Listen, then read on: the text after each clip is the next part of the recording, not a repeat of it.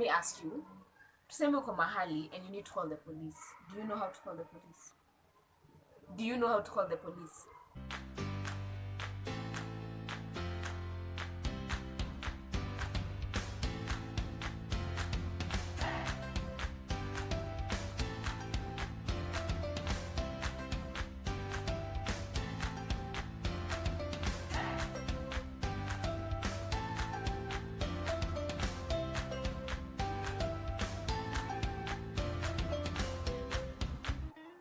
Hi guys, my name is Chelsie. My name is Sheerow and this is All Things Legal. Welcome back to another very interesting video, or as we continue to analyze the BBI and tunaendelea na the 9-point agenda. Tulifika number 4.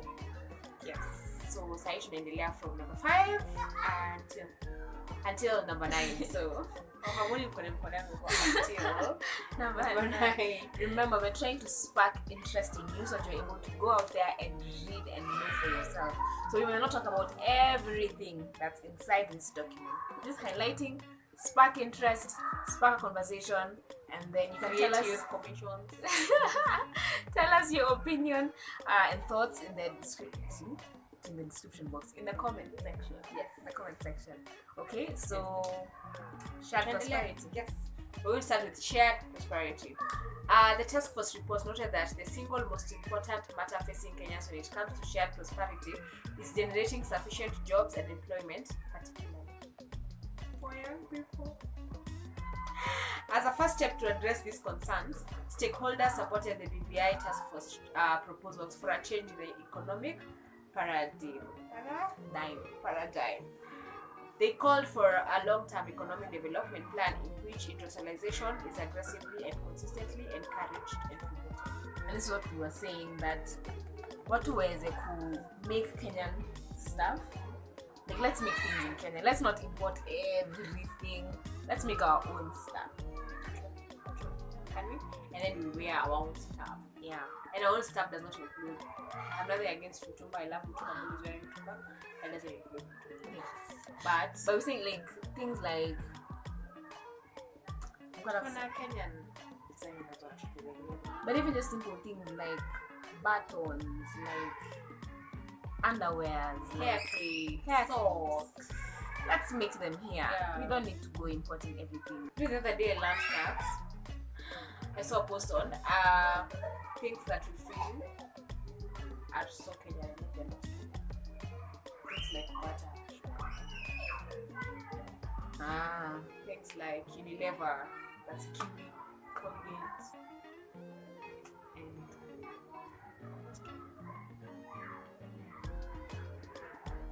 and Batangomas in Kenyans expressed concern regarding insufficient efforts by the government to promote and develop small business owners in the country to enhance self-employment. In particular, they expressed concerns about lack of coordination among various governmental agencies tasked with supporting businesses, particularly small and medium enterprises, SMEs.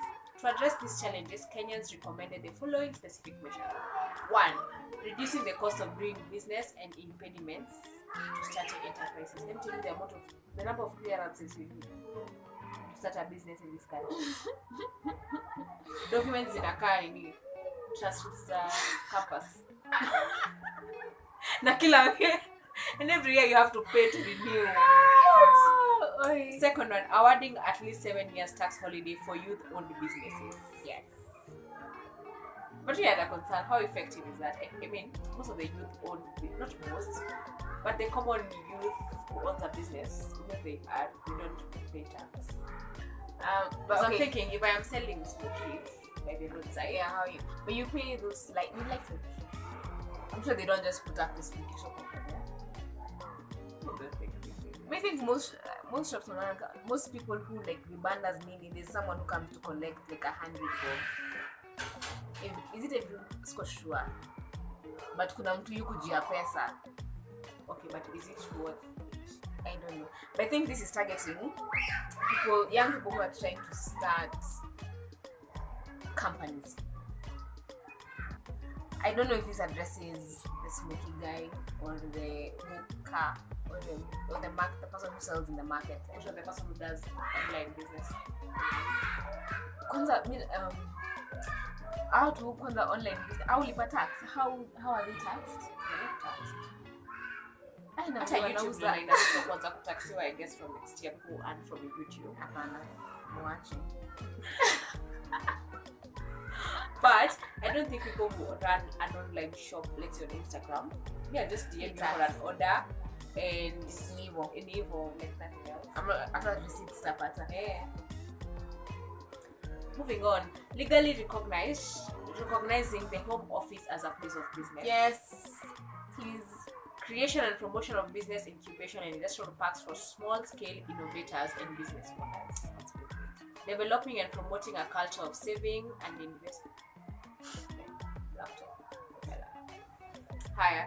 Developing and promoting a culture of saving and investment among Kenyans. I'd love to see how that goes. Yeah. Increase lending to small-scale businesses. I'd love to see how that goes. Ensuring that 30% of the opportunities in the counties and wards are reserved for youth, women, and persons with disabilities and minorities to support SME. Affordable and reliable access to digital platforms in the wards and villages to promote e-commerce and at the grassroots level. Yeah. Okay, so there's also let me just read what it says. The Dream Validation Kenyans call for a tax policy that looks at taxation as an incentive to production and consumption rather than the incentive it is presently. So for this reason, they concurred with the BBI task force recommendations, which are broadening the tax base, ensuring that tax revenues are directed towards development outcomes that benefit taxpayers, simplifying taxation and avoiding over-taxation. Simplifying taxation, please. Then reducing the number of permits and eliminating double taxation and regulation at the national and county levels. Kuna many other things. There are issues on education, there are issues on environment, there are issues on a lot. So we're just sparking interest. So go read and understand more. Okay, the next agenda is elephant in the room. Corruption. Right, so the public recognized corruption as a principal threat to the existence and well-being of Kenya. The overwhelming perception was that the virus, like an advanced cancer, has undermined public trust in our institutions and shattered the hopes, dreams, and aspirations of entire generations of Kenyans. That is so true. What were made by country? It's very unfortunate. Consequently, Kenyans. Okay, before we say this, I don't know if you guys remember when we were saying, mimi si understand corruption. Kwa sababu uibe pesa kwa health ministry, alafu ugonjeke upate cancer because of the cancer that you are in this country. Alafu the same money that you have stolen with, instead of going to hospital here where you can get treatment haraka, just hand back the money to us. You go spend it outside, and corruption does not make sense. Acha kuiba tutengeneze hospitali, tununue equipment hospitali. You know. And probably health will be way cheaper than Yeah. So please. So consequently, Kenyans passionately recommended several measures to tackle graft cartels, including speedy prosecution and conclusion of cases involving corruption and criminal wastage of public resources, stiffer sentences and punitive fines for all found culpable of corruption, even commission that person who was awarded 1 shilling as compensation. I was just wow. Do you know why?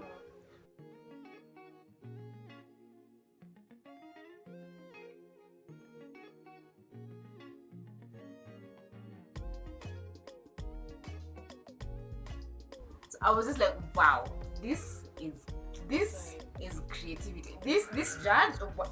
What? Imagine spending all that money on lawyers. Talking about.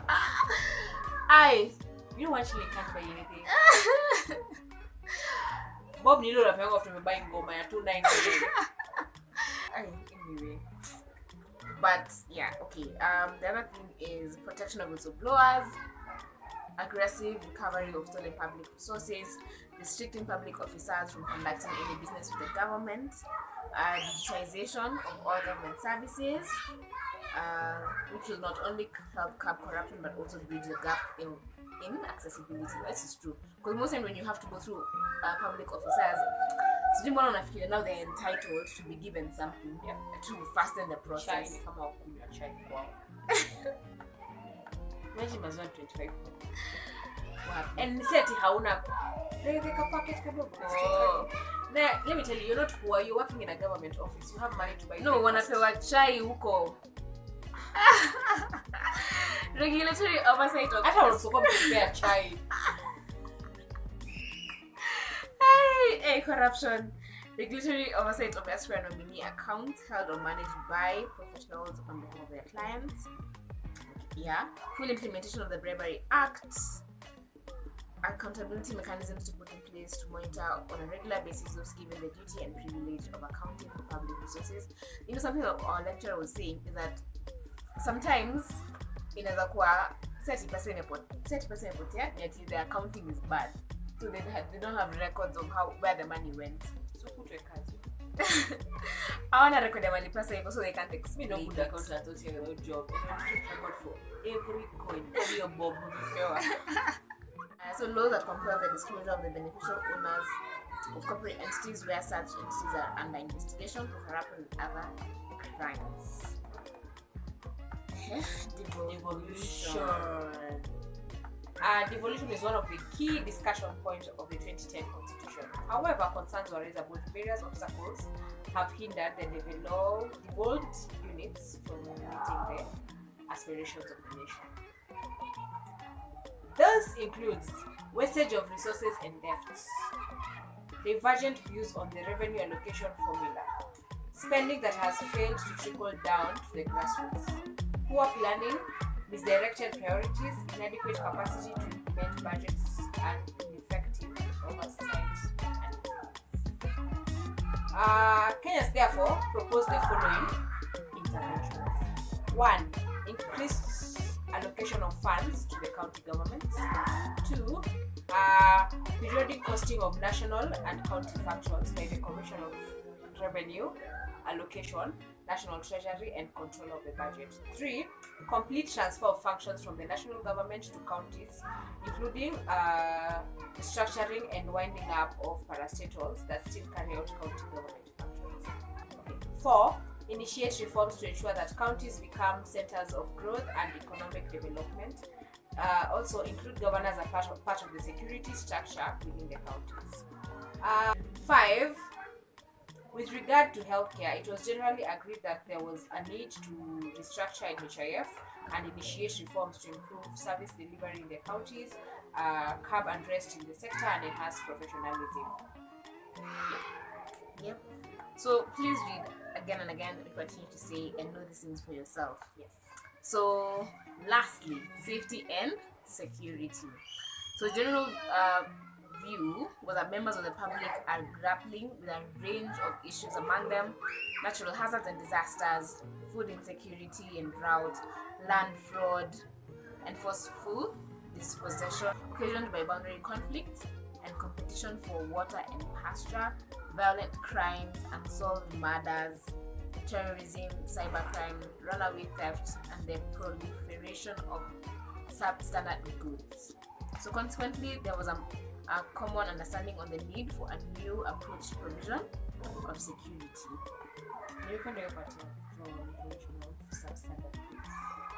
The amount of goods that turns out beauty products. So Kenya proposed a number of solutions, including modernization of police systems, which should have been done a long time ago. I thought BCI in the FBI Kenya. police in the police department. Yeah. Which I think they do a good job. But let me ask you. Tuseme uko mahali and you need to call the police. Do you know how to call the police? Do you know how to call the police? How It's you not going 911. Yes, 999. Is it? How do you call the police in Kenya? Do you know? If you're somewhere and you see a crime happening, are you able to have that fast response? You know that immediately. Ama you'll have to look for the nearest police station.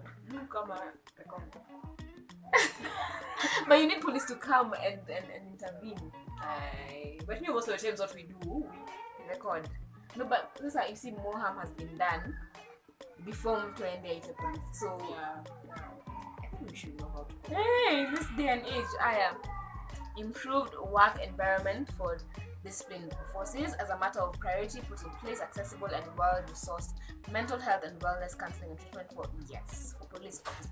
Yes, the police officers and the KDF, let me say, the things they go through, the things they see in their line of work is a lot. So having counseling and their mental health being taken care of is of paramount importance. Literally the other day when I was leaving your place, someone was knocked by the spot. I was traumatized. The police alikuja like normal. Akamshika. Those are the things they've seen. So we need to take care of our police officers. Yeah. So all measures should be taken to keep families together. Then redistribution of policing, investigation and prosecution resources to address the delay in delivery of justice to the poor, strengthening of county and community participation, such as the Nyumba Kumi initiative in security issues. I don't even know my neighbor. Mimi, I know of the Nyumba Kumi initiative, but I do not see how it's implemented manipulation. Is it implemented anyway? But I think, imagine, I'll take it upon myself to know people who live around my neighborhood. But is that how it's supposed to work? I don't know, but we start. But I remember there's a time in our neighborhood we would have like good eating, not ceremonies, but the thing is, like after every 2 months, people would come together, like contribute. But you have to live in a gated community. It's not a gated community. What? We don't live in a gated community, but people. Not welcome to having your neighborhood like less than 1 year. I think we're going neighborhood for more than 20 years. So they'd come. I remember the time it happened to us. So they'd come, what were drinks, come with their drinks, choma nyama, talk. That's interesting. Share each other's problems. But you know not all neighbors are good. Yeah, when you're not all neighbors are good, so yeah. I don't know how that's supposed to work. Then lastly, citizens also advocated for review of a number of national sectoral strategies that target resource-oriented and boundary conflicts, rapid response mechanisms to address disasters and hazards, counter-terrorism, border security, sexual and gender-based violence, alternative dispute resolution, and food safety and security. Sexual and gender-based violence. Mujuliza, sometimes, okay, about the Nyumba Kumi initiative, let me tell you something. Sometimes you hear your neighbor and a scream. But that's why you need to know how to call the police. Because unaweza scare your neighbor screaming, juu anachapwa na bwanake, and ona venye natoshana, uende sipia mimi nitaenda mirushu. Actually, sana that. So we need to know how to immediately call the police. You know how many times you watch the news and you're like, tulisikia wakipigana, but you don't know what to do. And then like 3 hours later, someone is pronounced dead. Yeah. So if we're able to call the police and there's able to be fast response, drill, please. Calling is one thing. Them coming immediately is another thing. But some try. Yeah. Some try. It's true. So I think there's a lot about security also that you can read on. Yes, Msome. Yes. But remember the 9-point agenda. So see you in the next video as we talk about the constitution and legislative. Okay. Legislative reforms. Yeah. So the bills that are being proposed. by the And so tell us, BBI out of the 9, which one do you think stands out. Have you Yeah. read and just go read and then engage. you get to know? Because soon tutaenda ku probably referendum for this day. Get us which one exactly which one do you think is actually not necessary? And I think who was I listening to was saying, are we going to have a system where it's yes, no? Are we going to have a system where we're saying this we agree? Because some of these things we agree, and some of them we're thinking it's not what we need right now. No. But thank you so much, guys, for watching. Subscribe. Kindly subscribe. Please subscribe on both our channels. Yes. Go to Sheerow and I, subscribe, And then go to Conversations with Chelsie. subscribe. And she actually has conversations on her channel. Yes. Amazing conversation. Thank you.